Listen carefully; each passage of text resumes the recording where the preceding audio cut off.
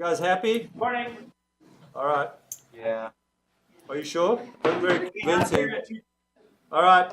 So this morning, as promised, on schedule, we have two things. We have first Leslie Hunya from the library. She's the head librarian coming down to give us some tips and ideas how to do research and use the library.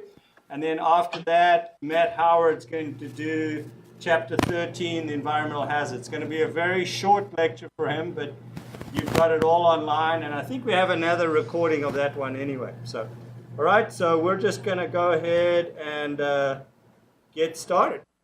Okay, so Neville, I'm assuming everyone has a copy of this, the research paper topics. Yes. Okay, how many sources are required for the paper, and how many pages will the paper be?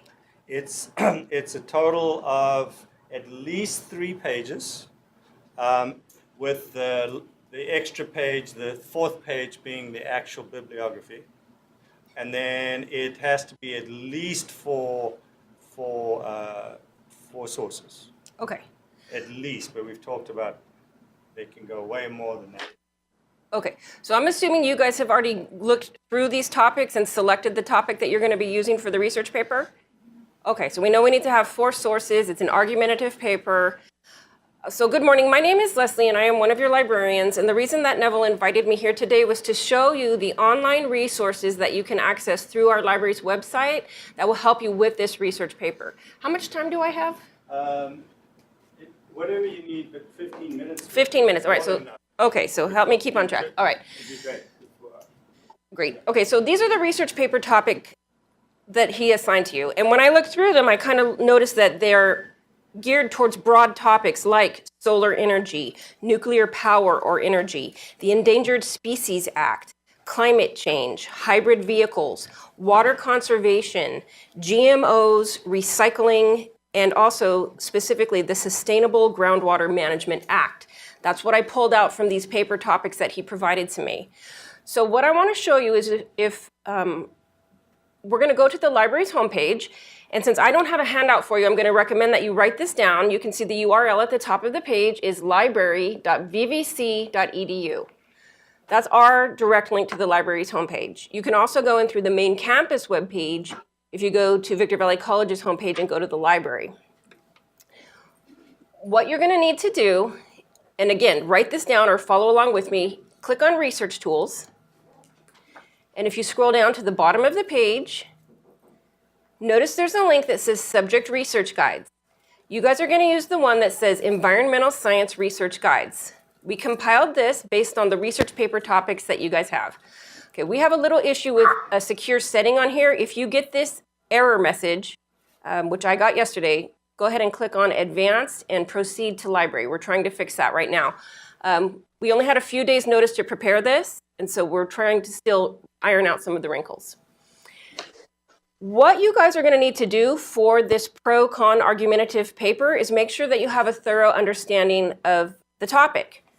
So if you scroll down to where it says Finding Books, I want you to notice that we've highlighted here some of the electronic books that we have related to your research topics. So as you scroll through this, notice here's the Encyclopedia of Climate Change, the Encyclopedia of Energy, the Encyclopedia of Environmental Issues, and the Encyclopedia of Global Resources, a book titled Achieving Sustainability. And these are all examples of electronic books. You can tell by the little E here that these are electronic books that you would be able to access through our library's databases. Have you already gone onto the databases page to sign up for remote access to the databases? Okay, some of you have not. What about on the remote site? Have you guys signed up for the, do we? Yeah, they're live. They're live? Just Okay. put up your hands the easiest way, and just, everybody should be on, right, Mr. Huffine? Everybody's already been to VVC and got signed up. I had one student this morning, I wasn't sure from here or from you guys, that was having trouble with the password or something. So I referred that on to you, Leslie. Okay, all right. Well, we better back up for a second. In order to get off-campus access to these databases, you're going to have remote access to the library's website. So I'm going to open another browser here and just show you how you would do that. If we go to the library's homepage, you would have to click on this tab that says Article Databases. Notice this big red button at the top that says Apply for Password. You would click on that link. There's a form that pops up. Fill it out with your contact information and click on Submit Request. This is kind of an old-fashioned system. What it literally does is send an email into our library staff. They're going to look in WebAdvisor to make sure that you are a currently enrolled student, and then they will send you a username and password that you will use to get off-campus access to these databases. Right? So when you're looking at these databases, keep in mind that these are not websites. These are actually printed, copyrighted books, magazines, journals, newspapers, right? And a lot of these we have in our collection. I just brought some examples. So these are printed books. They are not internet sources. They are not freely available internet sources. You have to log in to get access to them. So before you do anything else, make sure you apply for that password. I would recommend you do it today. We are coming up to a Thanksgiving holiday. If you're planning on working on this over the break, make sure you sign up today to get that username and password. So what you would do is when you're off campus, at the top of the page, click on this big red button that says Log in from off campus only. Type in the username and password that we send you, and then you'll be able to get access to these resources that I'm showing you. So let me go back. Okay, so when you write your controversial topic paper, you need to make sure you have a thorough understanding of the topic because you are presenting an introduction to the issue and then a pro-con argument related to that issue. So to get these topic overviews, you could use these reference sources. For instance, if you were to look at the Achieving Sustainability book, if we click on that link, it opens the book, and all the electronic databases and books are arranged a little bit differently. So right now we're looking at volume 1, which is A to K alphabetically. I'm going to go to volume 2, which covers L to Z alphabetically, and click on solar power. So if I click on that link, notice that what we're getting is an introduction to solar power. So up at the top, you can see the table of contents for this article. They talk about different types of solar power. And then notice down here where they talk about challenges and opportunities. This will help you when you come up with your arguments. I understand you have to have 3 points that are for and against each topic. So if we scroll down, here's your background information on solar power. They've got some graphs, data, charts, statistics.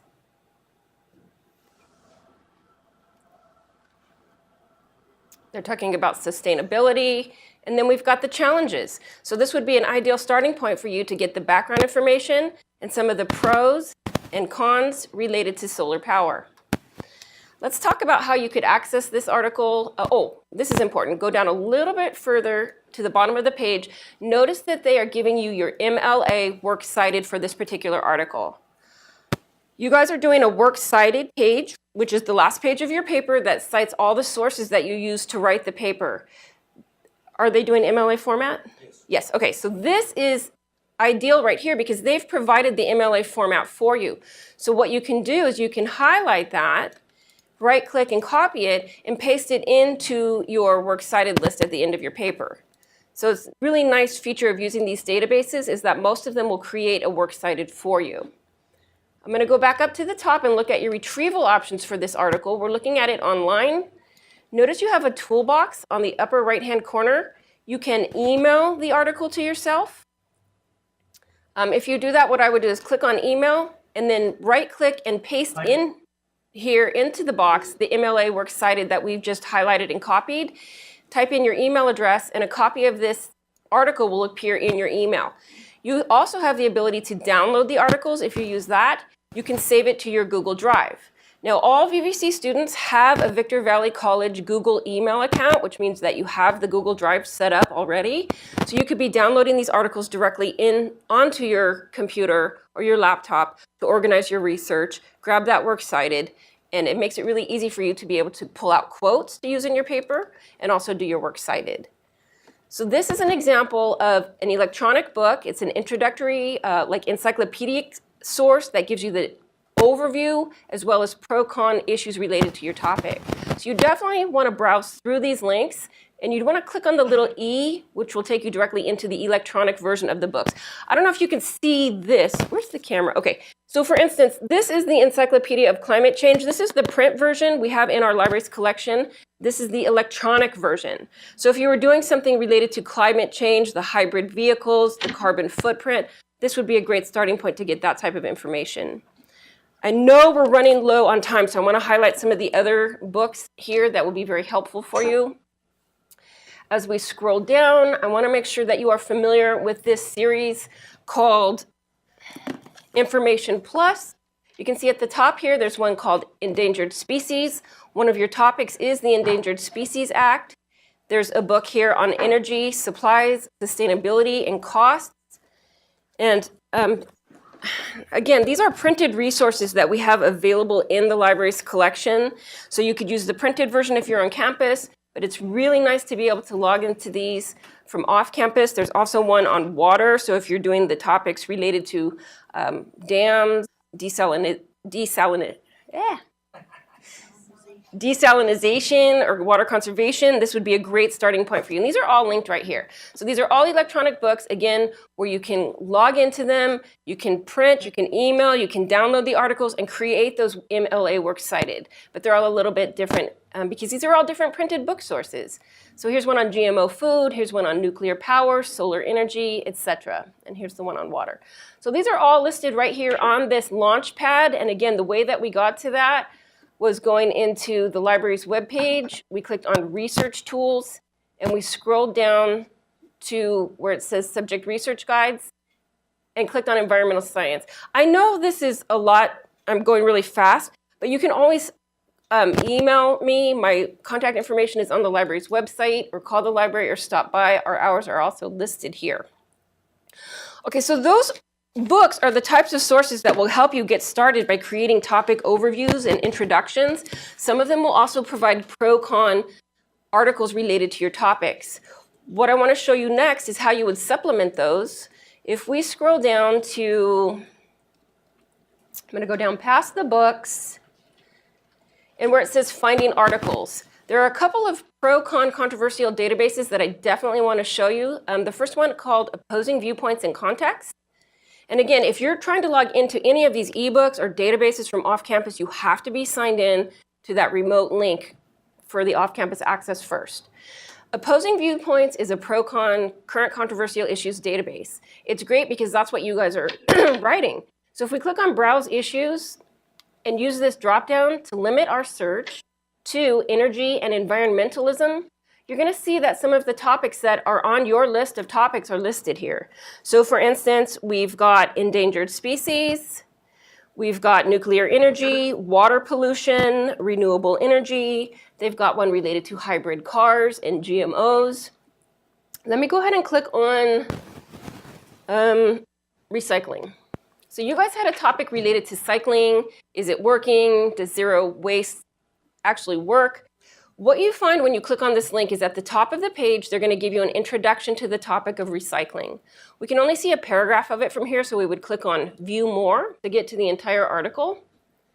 And as we scroll down, notice there's a table of contents on the right. So this article will tell us about recycling collection, recycling materials, benefits and economics of recycling, which would help you with your pro-con, and criticisms of recycling.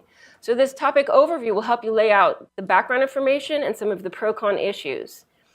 And then once again, if you scroll down to the bottom of the page, you're going to see again that they've provided you at the bottom where it says source citation with your MLA works cited for this particular article. So again, you could highlight that and copy it and paste it into your works cited list.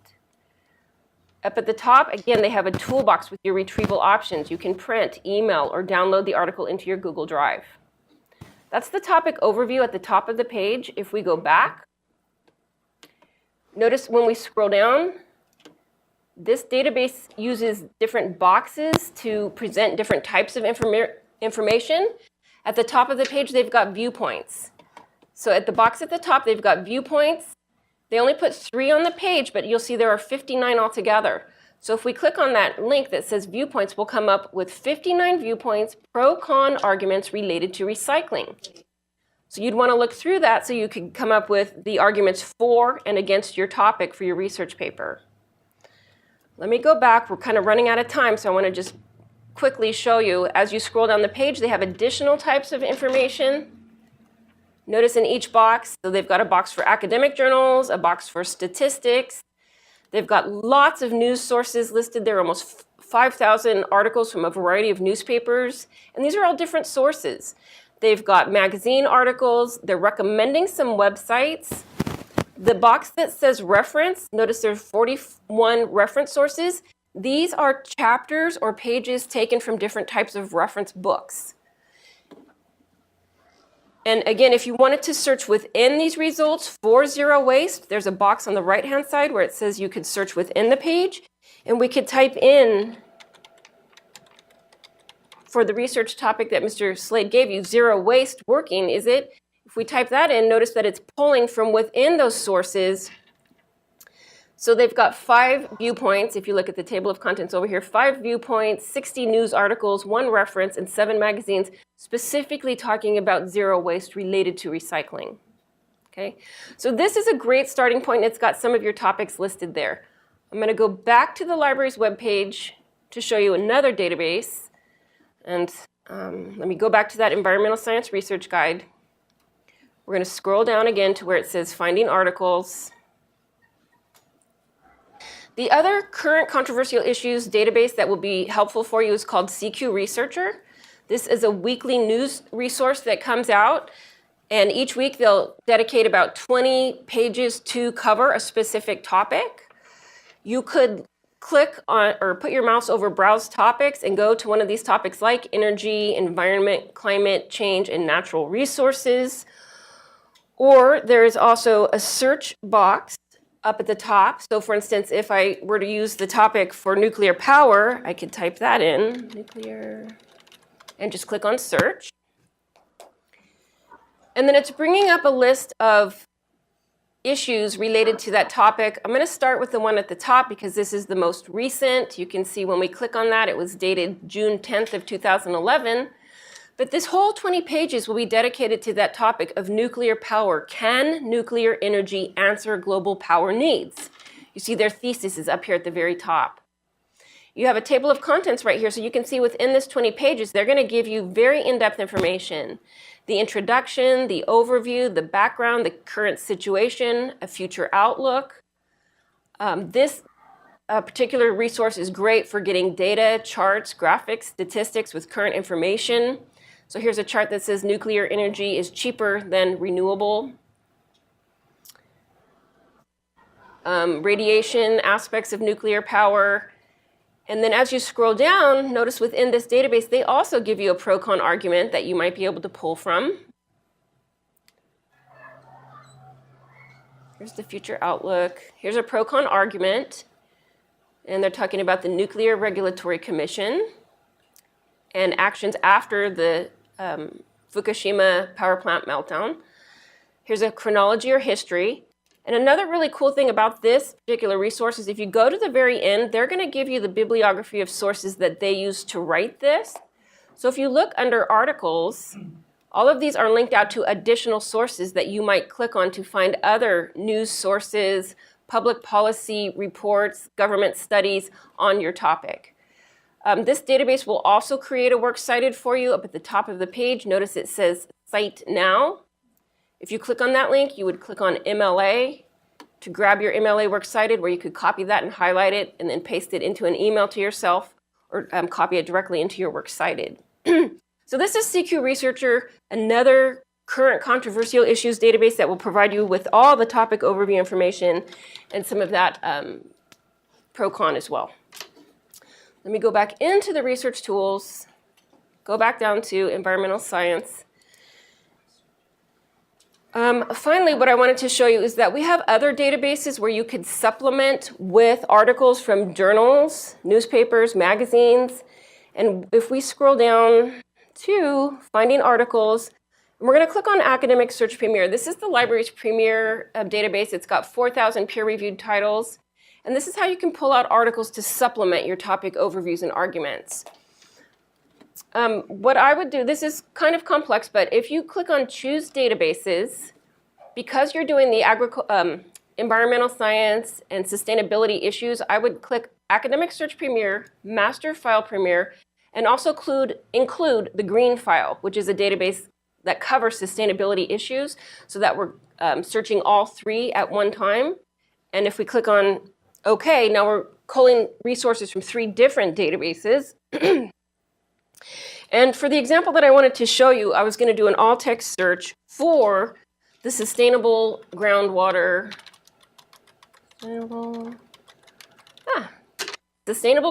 Management Act. So notice I'm putting quotation marks around that. And I'm going to change the search terms to appear anywhere in the article and click on search. Now what this will give us is articles from a variety of magazines, journals, newspaper sources, but they're not always full text. So assuming that you guys will be searching from off campus, notice in the left-hand column there's a way that you can limit your research to full text articles. And when we do that, every single article that you come up with in this database will be attached to the citation. So looking at this list of 48 results, you're going to notice they put the most recent articles at the top of the page. If we click on this one, the title is the Radical Groundwater Storage Test. Up at the top, you can see your citation information, your author, your source. This is an article published in Scientific American. You've got the date, volume, issue, the page range. You can see it's an 8-page article. All of that citation information you'd want to put into your works cited. As you scroll down, notice you see the subject terms that describe what the article is about. You have the abstract to the article. And if you scroll down, you'll see the article retyped at the bottom of the page. Let's look at the top. Again, you have a toolbox with your retrieval options. Notice that this database will also allow you to download to Google Drive, print, or email. If you email, make sure you select from the options the MLA format under your citation. If you're copying and pasting directly into your works cited, you can click on Cite and scroll down to the MLA works cited. You can highlight that, copy it, and paste it into your list of works cited. So this database, again, has a lot of different resources. If you look at the results list, you're going to see magazines and journals. So there's a lot of information available for you. I know I'm running out of time, but hopefully that gives you an idea of how you can access these electronically through the library's webpage, where you can get books, articles, Procon issues, and your topic overviews. Most of these databases will help you to create your works cited as well. If you don't have the works cited that Mr. Neville or that Mr. Slade gave to the students here in class, you can also access that through the research tools. There's an MLA handout right here under citing sources that gives you examples of how to cite your sources in MLA format. What? Yes? Okay. Perfect. Do you guys have any questions on this end? How about any questions over there at? Oh, we do have a question. Yes, Chloe. When we get our passwords and for our login information, how long does it usually take for the report to send to you? Okay, that's a great question. So because this is, I told you, an automated system, or it's not it's an actual human person that reads it and sends it to you, it usually takes 24 hours. But we're going to be closed for Thursday, Friday, Saturday, Sunday. So if you're going to be planning to work over the break, I would highly recommend you do it today. You can do it from your phone. You can come up to the library after you get out of class here and sign up for it. But you'd want to submit it today to make sure that you get it in time to have it over the holiday break. Okay. Yeah. It rolls over. So as long as you're enrolled, it'll keep rolling over. Okay. Yes, Matt. Yeah, how can I get, do I mark myself as a faculty member or what? Yeah, if you're the instructor, go ahead and check the box that says faculty and then submit it, and you'll get an email back. But I don't have a student ID number, is that okay? Yeah. Cool. Okay, thank you. I have a quick question, and it's mostly related to the other group, and this will make you guys feel better. The other group at Granite Hills in the other class, they have to do a full research report, and a part of that is they need to have 2 sources. They have many more sources, but 2 of them have to be an actual, from a referee journal, an actual scientific research article. From what's a good, easy way to find those? Yeah, okay. So what you would do is if you go back into the databases, we were looking at Academic Search Premier. Again, I would choose databases to expand that out to include the green file because it deals with environmental science topics. So we're searching now the two primary databases for this research paper, Academic Search Premier and green file, and say OK. And then what would be a topic, Neville? Just the same one we just looked at? Actually, the one we talked about, GMOs. OK. So I'm going to type genetically modified foods. I'm going to start broad by searching within the abstract of the article, and then I'm going to click on search. Your most powerful way to search would be by a subject heading, but since I'm not sure yet if this is a subject heading, we're going to start broad by searching the abstracts. Now I'm browsing at the subjects, and I can see that genetically modified foods is a subject term. So I'm going to revise my search strategy, and you'll find yourself doing this frequently to come up with the best results. Notice we came up with 2,500 articles. That's very broad. So what we're going to do is we're going to use that drop down to tell the database that we want our search terms to appear within the subject terms that are used to describe what the article is about. If we click on that, now notice that over here in the left-hand column where it says we can limit, there are a couple things we're going to limit. The first thing we're going to do is limit to full text, because if you notice, if you look at example number 1, this is an article from an academic journal. Notice they give you the icon there that tells you what type of a source you're looking at. Okay. But notice underneath it, there is no article attached, no PDF or HTML version attached to this article. So the first limit that we're going to make is to limit to full text. And when we do that, notice we went from 4,000 down to 1,800 articles, but now all of the citations listed here have either an HTML or PDF version attached to it. This one has both. The next limit that we're going to make in the left-hand column is limit to scholarly peer-reviewed journals. And when we do that, it's going to weed out any magazines or newspapers that are in the results list. So now we have 618, and these are all taken from scholarly or academic or peer-reviewed journals. You can tell by the icon there. And these are typically PDF, meaning they're scanned images of the journal articles because they'll have a lot of research, data, graphs, statistics reproduced, and it makes it easier to read when it's in a PDF format. You have a lot of results here, so what I would do is probably combine your search terms to genetically modified food and something else like environmental aspects or sustainable agriculture or something like that. But do you want to do that? Yeah. Just I would say put health effects. It doesn't like you to type too fast in here. Human health, yeah. Health's fun, yeah. Okay, and then again, I'm not sure if that's a subject heading, so let's start broadly by searching within the abstract. An abstract is a one-paragraph summary of the article that tells you what it's about. So now we've limited it down to 106 articles from a variety. When they say law review, those are really written for law resources. They may not be the most helpful for an environmental science class. Let's click on this one. Clicking on the title, I can see the citation information. You'll see there are many researchers listed there. When you're looking at scholarly journals, they're reporting out research studies, so you often have multiple researchers listed. And then as we go down, you can see the source. This is the FUUAST Journal of Biology. Your citation information is listed there. You can see it's a 9-page article. If you look at the subject terms, you can see right away that this article is about genetic engineering, recombinant DNA, agriculture, Huntington's chorea, and genetically modified foods. Here's the abstract. Again, very helpful because it's a one-paragraph summary that tells you what that 9-page research article is about. You'll notice that this one is linked in the left-hand column as a PDF. So when you click on that, it's going to open the scanned image.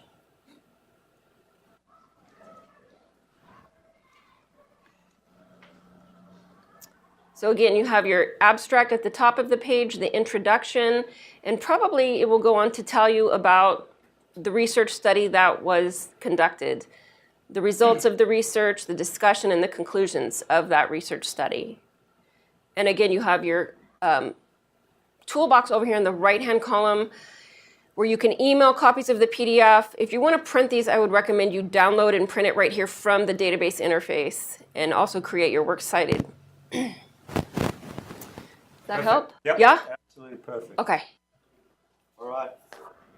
tradition, we have to give Leslie a clap. Thank you. Awesome. Thank you very, very much. You're welcome. Oh, good clap, Eddie. Pretty strong there. They're alive.